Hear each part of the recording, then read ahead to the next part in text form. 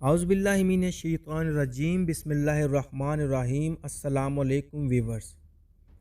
Corona نام اتفاق نہیں بلکہ یہ ایک خفیہ انتخاب ہے۔ یہ ویڈیو دیکھ کر آپ کی آنکھیں پھٹی کی پھٹی رہ جائیں گی۔ وہم اور خوف سے دنیا میں پھیلائے گئے باطل نظریات کو کرونا وائرس کہا جاتا ہے۔ کیا آپ جانتے ہیں کہ یہ لفظ کرونا یہودیوں کی مذہبی کتاب تلمود میں بھی بڑے معنی خیز انداز میں موجود ہے۔ ویڈیو سٹارٹ کرنے سے پہلے آپ تمام دوستوں سے التماس ہے، جو دوست ہمارے اس یوٹیوب چینل پر نئے ہیں وہ جلدی سے ہمارے یوٹیوب چینل کو سبسکرائب کر کے ساتھ بیل بٹن کو بھی دبا دیں تاکہ ہماری ہر آنے والی نیو ویڈیو کا نوٹیفیکیشن آپ تک بآسانی پہنچ سکے۔ برائے مہربانی اس ویڈیو کو لائک ضرور کیجئے گا، اپنے دوستوں کے ساتھ شیئر کیجئے گا اور کومنٹ سیکشن میں اپنی رائے کا اظہار ضرور کیا کیجئے۔ تو چلتے ہیں ویڈیو کی طرف۔ کرونا کو عبرانی میں ان الفاظ میں لکھا جاتا ہے جو آپ سکرین پر آپ کو نظر آ رہے ہیں، جس کے معنی ہے پکارنا یا آواز لگانا۔ کس کو پکارنا؟ اس کا جواب ہے یہودیوں کا مسیحا۔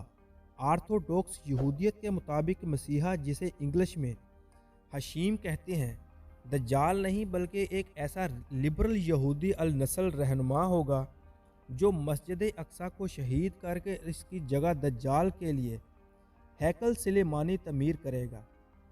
یہودیت کے مطابق جب وہ مسیحا آئے گا تو اس وقت سب لوگ گھروں میں چھپے ہوئے ہوں گے، اسے پکار رہے ہوں گے، یعنی ہر کوئی اسے ان الفاظ سے پکار رہا ہوگا: کرونا کرونا کرونا، یعنی اے ہمارے مسیحا آ جاؤ، اب تو آ جاؤ۔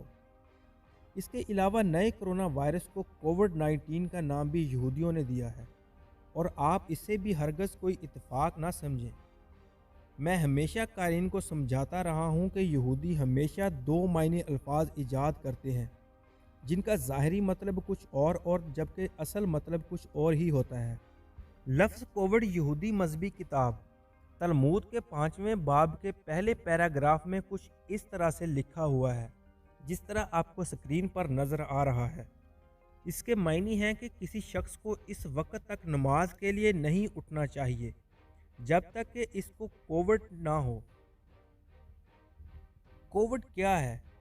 یہودی علماء اس کی تشریح کرتے ہوئے بتاتے ہیں کہ اس کا مطلب ہے عاجزی، یعنی آپ کا اس بات پر ایمان ہو کہ ہم کچھ بھی نہیں ہیں اور ہاشم مسیحا کے بغیر ہم کچھ کر بھی نہیں سکتے، اس لیے ہمیں اس کو کووڈ کے ساتھ پکارنا ہوگا، عاجزی سے اسے آواز دینی ہوگی۔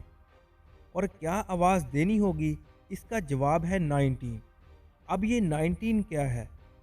یہاں 19 کا مطلب تلمود میں موجود یہودی نماز کا 19واں کلمہ ہے، یعنی ہمیں کرونا کے ساتھ 19واں کلمہ دہراتے رہنا ہوگا جب ہی ہمارا مسیحا آ کر مسجد اقصی گرا کر وہاں دجال کے لیے ہیکل سلیمانی تعمیر کرے گا۔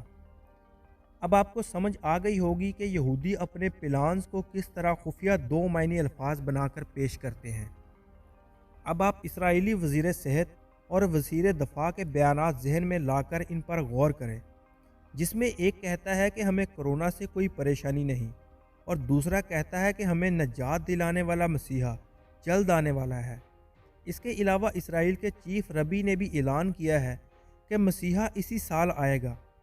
پچھلے دنوں پہلے آپ نے ٹویٹر پر اس کا ٹرینڈ بھی دیکھا ہوگا جو پاکستان میں قادیانیوں نے بنایا تھا، اور یہودیوں کے وہ نظریاتی باطل غلام جو اس وقت پاکستان میں موجود ہیں، انہوں نے اس پر خوب محنت کی تھی۔